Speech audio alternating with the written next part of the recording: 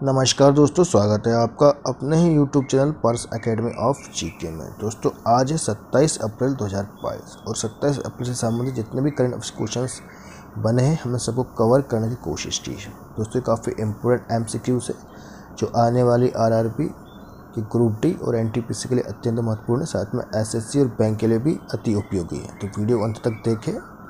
तो शुरू करते हैं कुछ इम्पोर्टेंट रिविजन फैक्ट जो हाल ही में घटित हुए हैं। दोस्तों काफ़ी इम्पोर्टेंट है, लेते हैं हम इसके ऊपर एक ओवरव्यू। प्रतिवर्ष विश्व पुस्तक और कॉपीराइट दिवस कब मनाया गया? दोस्तों ये मनाया गया 23 अप्रैल को। भारतीय रिजर्व बैंक ने किस बैंक 36 लाख रुपए का मौद्रिक जुर्माना लगाया है? Central Bank of India. अप्रैल 2022 में नीति आयोग का नया उपाध्यक्ष किसे नियुक्त किया गया है? ये किया गया डॉक्टर सुमन के बेरी को। और हाल ही में विश्व बैंक ने 2022 के लिए वैश्विक विकास अनुमान 4.1% से घटाकर कितना किया है? 3.2%। भारत की पहली डिजिटल बस सेवा का उद्घाटन कहाँ हुआ है? मुंबई में। विनाशकारी उपग्रह पर प्रतिबंध लगाने वाला दुनिया का पहला देश कौन बना है? अमेरिका। हाल ही में पैट्रिक अची किस देश के नए प्रधानमंत्री बने हैं? आइवरी कोस्ट के। डेविड मलापास किस अंतर्राष्ट्रीय संगठन के अध्यक्ष हैं? विश्व बैंक के। और भारत के पर्यावरण मंत्रालय ने जागरूकता शुभंकर प्रकृति को लॉन्च किया है जो किससे संबंधित है? प्लास्टिक वेस्ट मैनेजमेंट के लिए। PNG इंडिया के CEO के रूप में किसे नियुक्त किया गया है? LV वैद्यनाथ को। किस राज्य के विष्णुपुर जिले को उत्कृष्टता के लिए प्रधानमंत्री पुरस्कार मिला है? मणिपुर। और प्रधानमंत्री मोदी ने global Ayush investment and innovation summit 2022 का उद्घाटन कहाँ किया है? गांधीनगर में। खरीफ अभियान 2022-23 के लिए कृषि पर राष्ट्रीय सम्मेलन का राष्ट्रीय उद्घाटन किसने किया? नरेंद्र सिंह तोमर ने। प्रधानमंत्री श्री नरेंद्र मोदी ने global Ayush investment and innovation summit का उद्घाटन कहाँ किया? गांधीनगर, गुजरात में।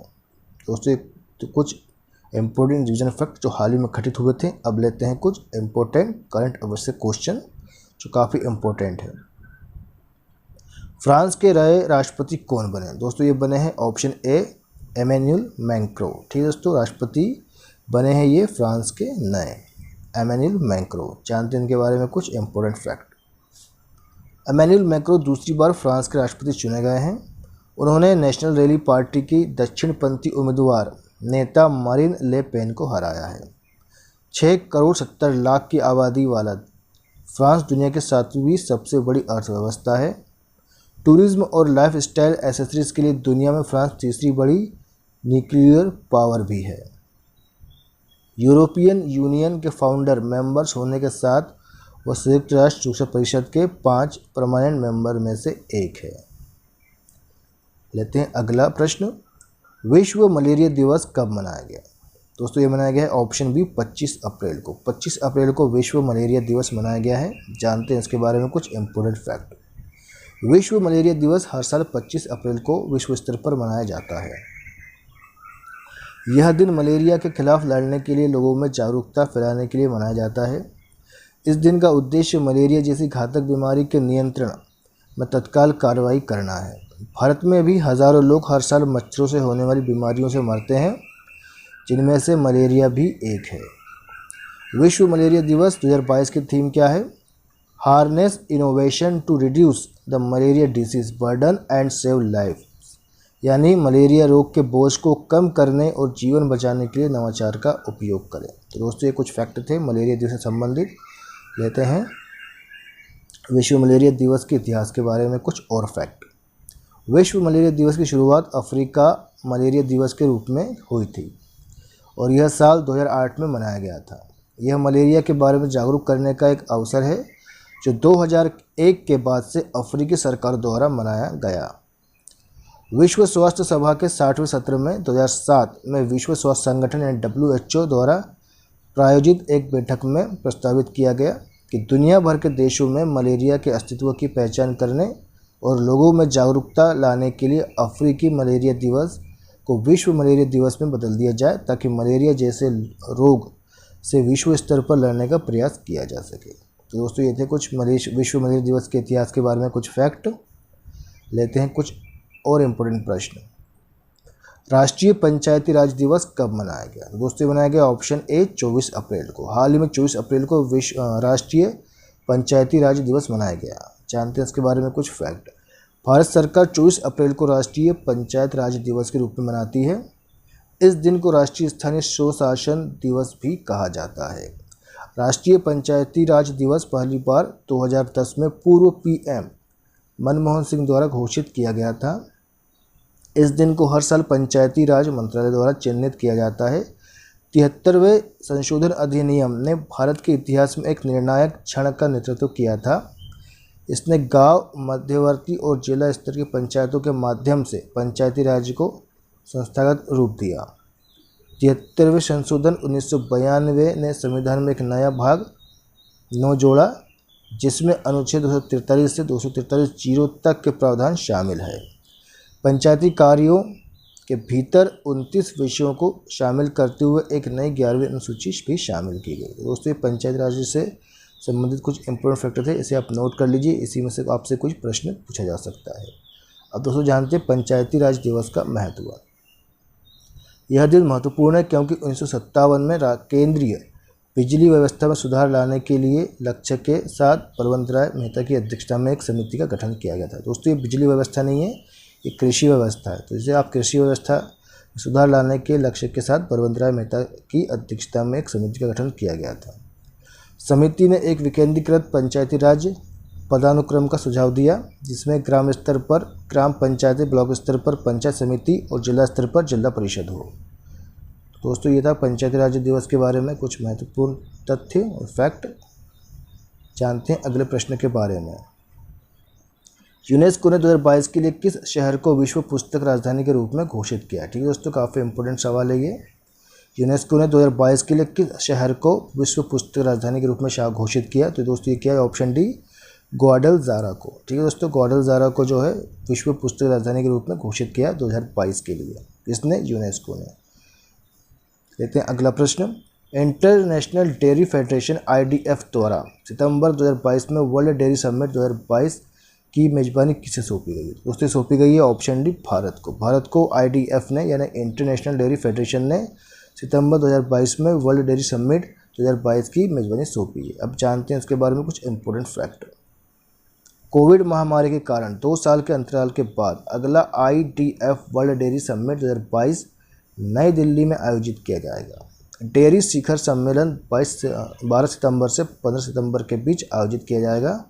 अंतर्राष्ट्रीय डेयरी महासंघ यानी IDF ने शुक्रवार को वैश्विक डेयरी क्षेत्र का प्रतिनिधित्व करने वाले अपने प्रमुख वार्षिक कार्यक्रम के लिए पंजीकरण की घोषणा की।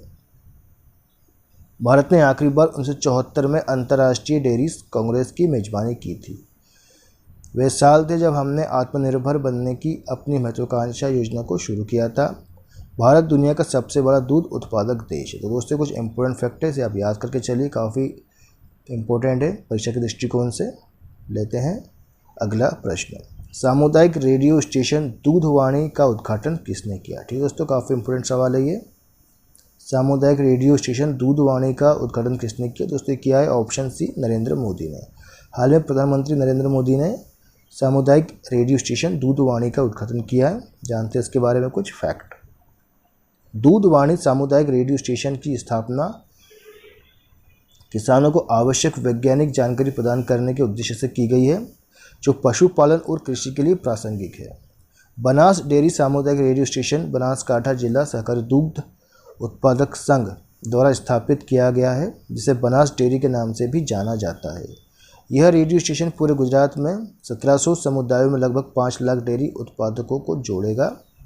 यह देश का पहला सामुदायिक रेडियो स्टेशन है जो पूरी तरह से पशुपालकों को समर्पित है। दोस्तों ये काफ़ी इंपॉर्टेंट फैक्ट थे दूधवाणी से संबंधित। लेते हैं अगला प्रश्न। किसने किसान भागीदारी प्राथमिकता हमारी अभियान शुरू किया? ठीक है दोस्तों, किसने किसान भागीदारी और प्राथमिकता हमारी अभियान शुरू किया? दोस्तों किया है ऑप्शन ए नीति आयोग ने। हाल ही में नीति आयोग ने किसान भागीदारी और प्राथमिकता हमारी ये अभियान शुरू किया है। लेते हैं अगला प्रश्न। किसने मिनोर्का ओपन शतरंज टूर्नामेंट जीता है? ठीक है दोस्तों, मिनोर्का ओपन शतरंज टूर्नामेंट किसने जीता है? दोस्तों जीता है ऑप्शन बी डी गुकेश ने। डी गुकेश ने भी हाल ही में मिनोर्का ओपन शतरंज टूर्नामेंट जीता है। जानते हैं इसके बारे में कुछ फैक्ट। 15 वर्षीय डी गुकेश ने रविवार को स्पेन के मिनोर्का ओपन शतरंज टूर्नामेंट जीता है। 8 दिनों में अपना ये उन्होंने दूसरा खिताब जीता है। पिछले रविवार को ला रोडा ओपन के विजेता देश के सबसे युवा ग्रैंडमास्टर ने अपने सीनियर हमवतन बी अधिबान पर 53 चालों में खिताबी जीत हासिल की और 7 राउंड में 6 अंक हासिल किए। गुकेश के शानदार प्रदर्शन ने उन्हें 13 रेटिंग अंक अर्जित किए। उनकी लाइव रेटिंग को लगभग 2660 तक बढ़ा दिया और दुनिया के शीर्ष 100 में अपने नए अर्जित स्थान को मजबूत किया है। लेते हैं अगला और प्रश्न। अंतर्राष्ट्रीय प्रतिनिधित्व दिवस कब मनाया गया था? दोस्तों, अंतर्राष्ट्रीय प्रतिनिधि दिवस कब मनाया गया? तो दोस्तों ये मनाया गया ऑप्शन बी 25 अप्रैल को। हाल ही में 25 अप्रैल को अंतर्राष्ट्रीय प्रतिनिधि दिवस मनाया गया है। जानते हैं इसके बारे में कुछ इम्पोर्टेंट फैक्ट। संयुक्त राष्ट्र यूएन का अंतर्राष्ट्रीय प्रतिनिधि दिवस प्रतिवर्ष 25 अप्रैल को मनाया जाता है।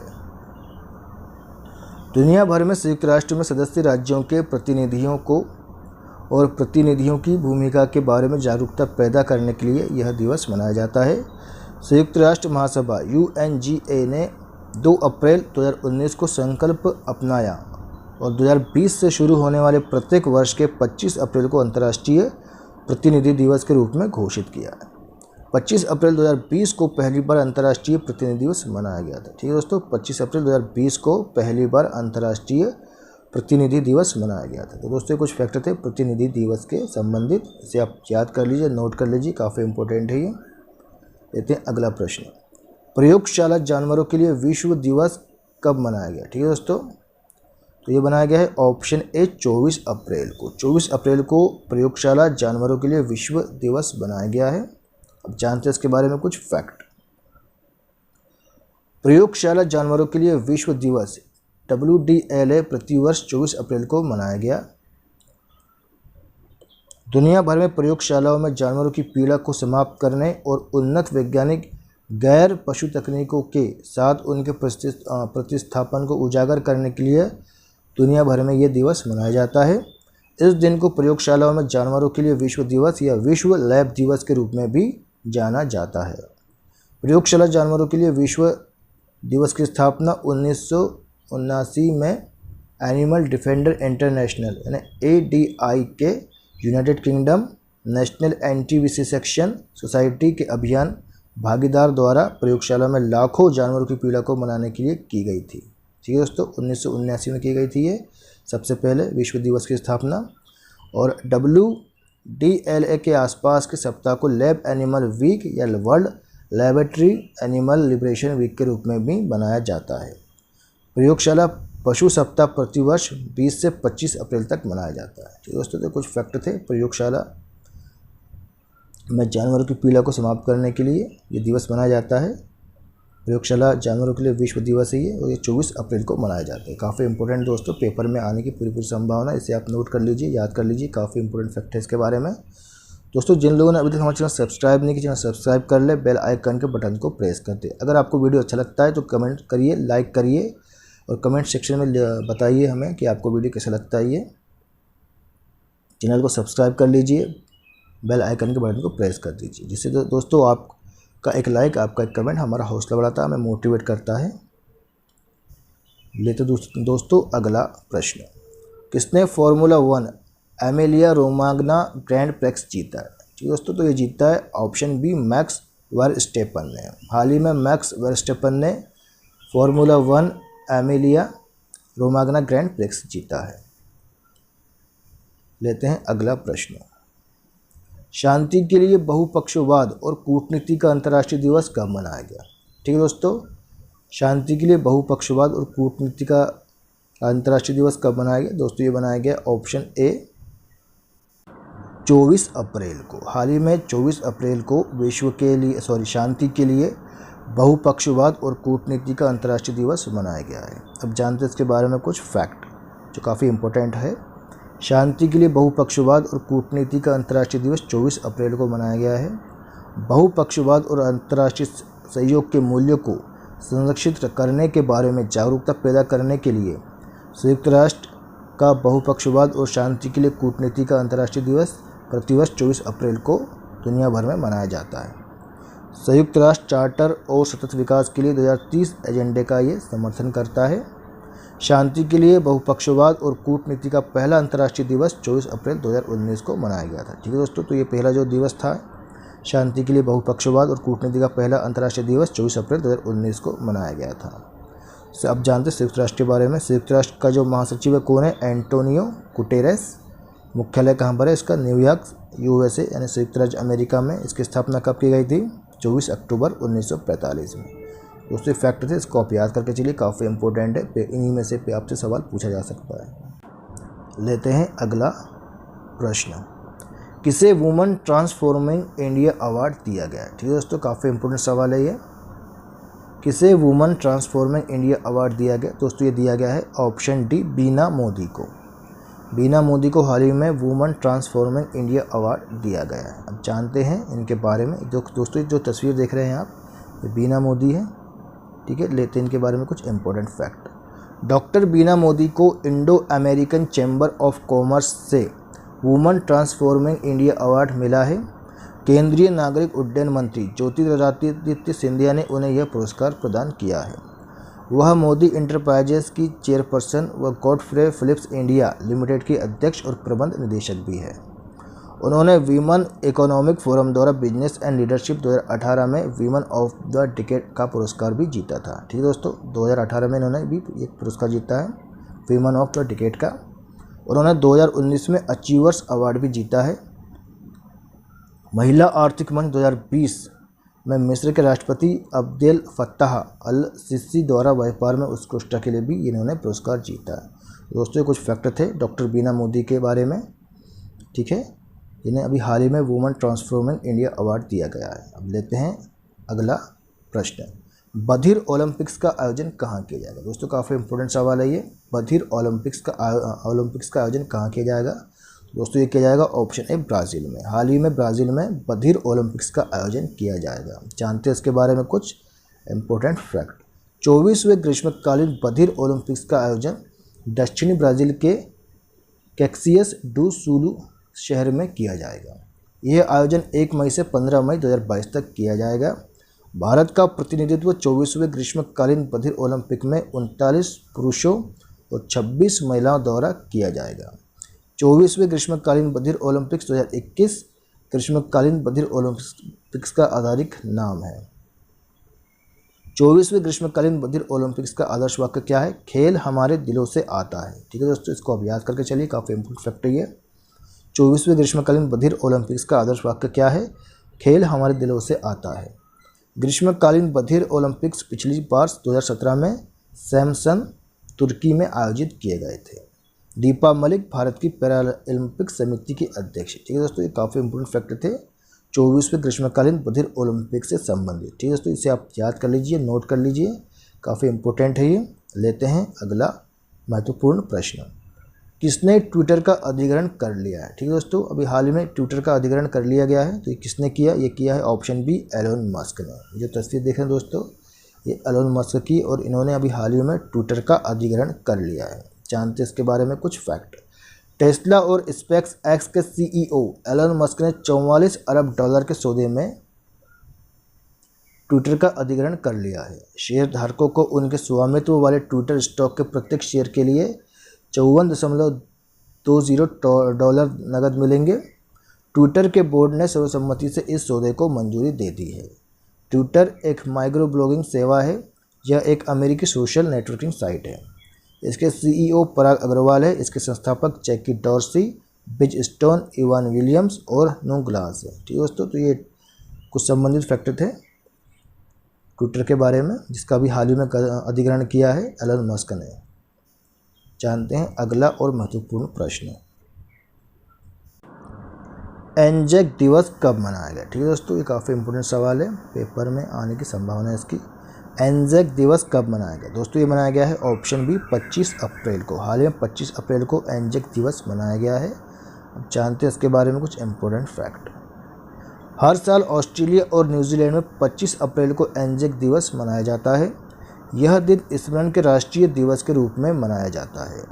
उन सभी न्यूजीलैंड और ऑस्ट्रेलियाई लोगों को याद करता है जो युद्ध, संघर्ष और शांति अभियानों में मारे गए। एनजेक्स का अर्थ है Australian and New Zealand army corps. इस दिन के द्वारा मूल रूप से न्यूजीलैंड और ऑस्ट्रेलियाई सेनाओं के सदस्यों को सम्मानित करने की योजना बनाई गई थी जिन्होंने गैलीपोली अभियान में काम किया था। गैलीपोली अभियान प्रथम विश्व युद्ध का पहला सैन्य अभियान था। यह 1915 और 1916 के बीच गैलीपोली प्रायद्वीप में हुआ था। इसे अक्सर ऑस्ट्रेलियाई और न्यूजीलैंड की राष्ट्रीय जन चेतना से की शुरुआत माना जाता है। तो दोस्तों कुछ फैक्ट थे एनजेक दिवस से संबंधित, ठीक है, इसे आप नोट कर लीजिए। इसी में से आपसे कुछ ना कुछ सवाल पूछा जा सकता है, ये काफ़ी इम्पोर्टेंट है। लेते हैं अगला प्रश्न। किस देश के दुनिया के सबसे बुजुर्ग व्यक्ति का निधन हो गया है? ठीक है दोस्तों, तो यह हुआ है ऑप्शन ए जापान। जापान की जो दुनिया के सबसे बुजुर्ग व्यक्ति थे उनका भी हाल ही में निधन हुआ है। जानते हैं उसके बारे में कुछ इम्पोर्टेंट फैक्ट। दुनिया के सबसे बुजुर्ग व्यक्ति केन तनाका का 119 वर्ष की आयु में निधन हो गया है। केन तनाका का 19 अप्रैल को दक्षिणी पश्चिमी फुकुओका शहर के एक अस्पताल में निधन हो गया है। उनका जन्म 2 जनवरी 1903 को फुकुओका क्षेत्र में हुआ था। उन्होंने 2019 में गिनीज वर्ल्ड रिकॉर्ड्स द्वारा दुनिया के सबसे उम्रदराज जीवित व्यक्ति के रूप में पुष्टि की गई थी। जापान में उम्र बढ़ने की आबादी 65 या उससे अधिक उम्र के लगभग 28% लोगों की है। Jeanne Louise Calment Guinness book द्वारा सत्यापित सबसे बुजुर्ग जीवित व्यक्ति थे जिनकी मृत्यु 1997 में 122 वर्ष और 164 दिन की आयु में हुई थी। तो दोस्तों कुछ फैक्ट थे। लेते हैं अगला प्रश्न। विश्व बौद्धिक संपदा दिवस कब मनाया गया? ठीक है दोस्तों, काफ़ी इंपॉर्टेंट सवाल है, ये पेपर में आ सकता है। विश्व बौद्धिक संपदा दिवस कब बनाया गया? दोस्तों बनाया गया ऑप्शन डी 26 अप्रैल को। हाल ही में 26 अप्रैल को विश्व बौद्धिक संपदा दिवस मनाया गया है। जानते हैं इसके बारे में कुछ फैक्ट। हर साल 26 अप्रैल को विश्व बौद्धिक संपदा दिवस मनाया जाता है। विश्व बौद्धिक संपदा दिवस 2022 का विषय क्या है, थीम क्या है? आईपी और युवा, बेहतर भविष्य के लिए नवाचार है। ठीक है दोस्तों, सन 2000 में WIPO के सदस्य देश 26 अप्रैल को विश्व बौद्धिक संपदा दिवस मनाने के लिए सहमत हुए। यह तिथि 1970 में WIPO कन्वेंशन के अस्तित्व में आने की वर्षगांठ का प्रतीक है। इसकी स्थापना कब हुई थी? 1967 में। मुख्यालय दोस्तों कहाँ है इसका? जेनेवा, स्विट्जरलैंड में। और इसके महानिदेशक कौन है? Darren Tang. दोस्तों ये कुछ फैक्ट थे विश्व बौद्धिक संपदा से संबंधित। दोस्तों आपको ये वीडियो कैसा लगा हमें कमेंट्स बॉक्स में ज़रूर लिख के बताइए। वीडियो को लाइक करिए, सब्सक्राइब कर लीजिए चैनल को, और इसका जो आपको PDF है हमारे डिस्क्रिप्शन बॉक्स से आप डाउनलोड कर सकते हैं। वीडियो को देखने के लिए बहुत बहुत धन्यवाद। जय हिंद, जय भारत।